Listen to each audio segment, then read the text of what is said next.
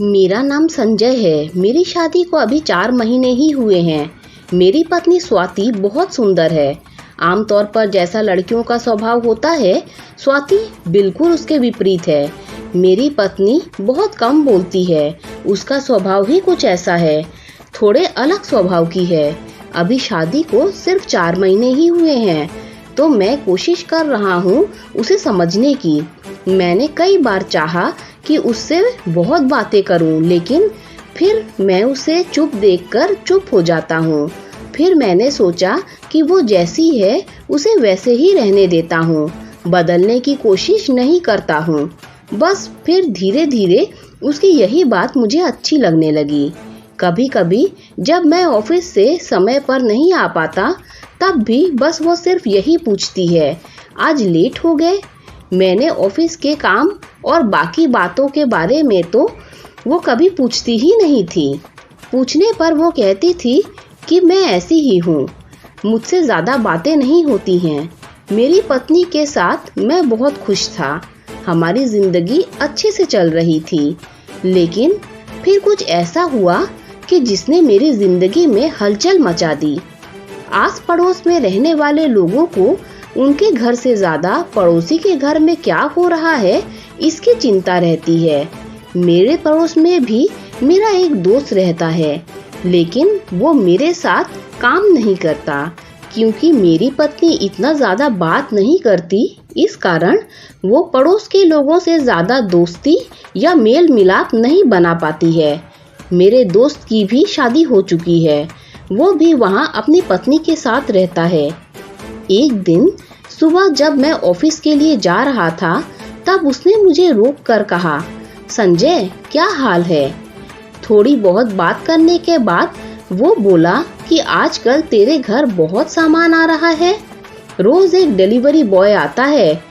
उस समय मैंने उसकी बात पर ज्यादा ध्यान नहीं दिया। मैंने कहा कि कुछ मंगवाया होगा स्वाति ने। बाहर जाना उसे पसंद नहीं था, तो शायद वो घर पर ही घर की चीजें मंगवाती होंगी। मैं ऑफिस चला गया और उस बात को जैसे मैं भूल ही गया। घर वापस आकर मैं स्वाति से इसके बारे में बात करना भी भूल गया। सच कहूँ तो उस समय मुझे लगा कि इसके बारे में क्या पूछना, लेकिन जैसा कि मैंने कहा, आपके घर में क्या हो रहा है या आपसे ज़्यादा पड़ोसियों को पता होता है। मेरा वो दोस्त मुझे 3 दिन बाद फिर रोककर यही बात करता है। इस बार उसका तरीका पहले से कुछ ज़्यादा अलग था। उसने मुझसे कहा, संजय वो डिलीवरी बॉय पहचान का है क्या, रोज़ दोपहर को आता है। इस बार मुझे थोड़ा सा एहसास हुआ कि वो आखिर कहना क्या चाह रहा है। जब मैं ऑफिस में काम कर रहा था, तो भी उसी बारे में सोच रहा था।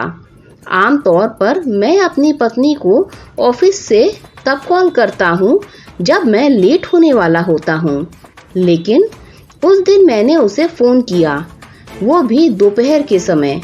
मैंने 2 बार फ़ोन करने के बाद भी मेरी पत्नी ने फ़ोन नहीं उठाया। मैं अपने काम में लग गया, लेकिन मेरे मन में अब कई विचार उठने लगे। मैं अपना काम करने लगा। करीब 2 घंटे बाद मेरी पत्नी का फ़ोन आया। बोली कि फ़ोन कहीं रखा था, पता ही नहीं चला कि आपका फ़ोन आया है। उसने पूछा कि क्यों फ़ोन किया था। मैंने कहा कुछ नहीं, आकर ही बात करता हूँ। शाम को मैं घर गया। मैं चाहता था कि मेरी पत्नी से सीधा सीधा पूछ लूँ, लेकिन मैं वो नहीं कर पाया। मैंने उससे पूछा कि कुछ शॉपिंग कर रही हो क्या ऑनलाइन। उसने कहा नहीं। मैं आगे कुछ पूछता, लेकिन वो उठकर वहाँ से किचन में चली गई। शादी को अभी 4 महीने ही हुए हैं। मैं अपनी पत्नी को समझने की कोशिश कर रहा था कि यह एक अलग ही बात मेरे जहन में अपना घर बनाने लगी। अब मुझे मेरी पत्नी के स्वभाव पर भी शक होने लगा। मुझे लगा कि कहीं उसका कम बोलना इसीलिए तो नहीं है कि वो मुझे पसंद नहीं करती। शादी अरेंज मैरिज थी, कहीं ऐसा तो नहीं कि वो मुझसे शादी ही नहीं करना चाहती थी।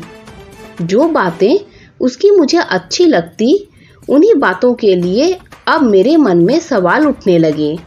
यह सवाल मेरे ही नहीं बल्कि आस पड़ोस के लोगों के मन में भी होंगे। मेरा अब ऑफिस के काम में मन नहीं लग रहा था। मैंने सोचा कि मुझे ऐसा कुछ करना पड़ेगा। मैंने फैसला किया कि मैं ऑफिस से जल्दी घर जाऊंगा।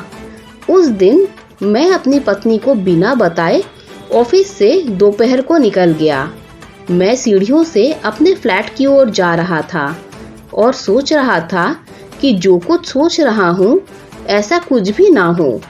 मैं अपने फ्लैट के दरवाजे पर पहुँचने ही वाला था कि तभी मेरे घर से एक लड़का जो डिलीवरी बॉय ही था निकला और सीढ़ियों से नीचे जाने लगा। लड़का करीब 20 साल का होगा। अब मैं सीढ़ियों पर सोच में पड़ गया। बाकी की थोड़ी सी सीढ़ियां मुझसे चढ़ी नहीं जा रही थी। अब मैंने सोचा कि आज हाँ या ना नहीं, आज पूरी बात होगी। मैं अपने फ्लैट के दरवाजे पर पहुंचा और बेल बजाई। दरवाज़ा खुला, लेकिन दरवाजे पर मेरी पत्नी नहीं बल्कि किसी और ने खोला, वो भी करीब एक 43 साल की महिला ने।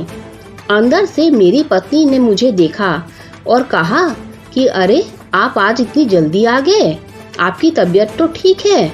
मैं अंदर आया और कहा कि नहीं ठीक है, बस ऐसे ही। मैंने मेरी पत्नी से पूछा कि यह कौन है। वो बोली यह सुधा दीदी है। इतना कहकर वो रुक गई, लेकिन फिर सुधा दीदी ने मुझे सब कुछ बताया। वो बोली कि मैं स्वाति के घर के पास में ही रहती हूँ। स्वाति मेरी शादी में छोटी सी थी, लेकिन इतने सालों बाद वही इसने मुझे पहचान लिया और मेरी मदद की है। मेरी पत्नी ने उन्हें रोकना चाहा, लेकिन वो नहीं मानी। उन्होंने कहा कि स्वाति मुझे एक दिन अचानक ही मिल गई थी। मेरा हाल उसे मैंने बताया कि मेरे पति के जाने के बाद हमारी आर्थिक हालत ठीक नहीं है।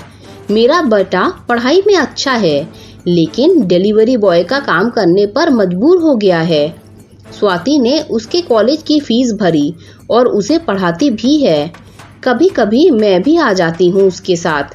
सोचा था कि मैं आपसे मिलूं, लेकिन मेरा एक छोटा सा टिफिन सेंटर भी है, इसीलिए घर जाकर खाना बनाना पड़ता है। आपसे मिलना नहीं हो पाया कभी। मैंने उन्हें कहा कि इसने कभी बताया नहीं ऐसा कुछ। वो बोली यह ऐसी ही है, इसके मुंह से कुछ निकलवाना बहुत बड़ा काम है, ज्यादा बोलती नहीं है। इसके इस स्वभाव के कारण लोग घमंडी कह सकते हैं, परंतु जो इसको अच्छे से जानता है वो ही बता सकता है कि इसका दिल कितना साफ है। उनकी यह बात मुझे सीधे लगी।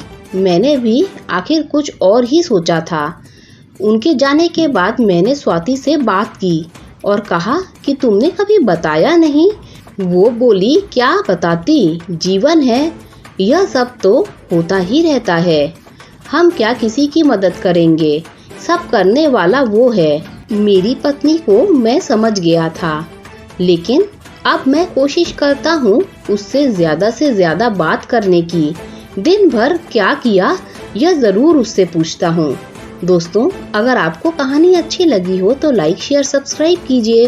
Thanks for watching this video.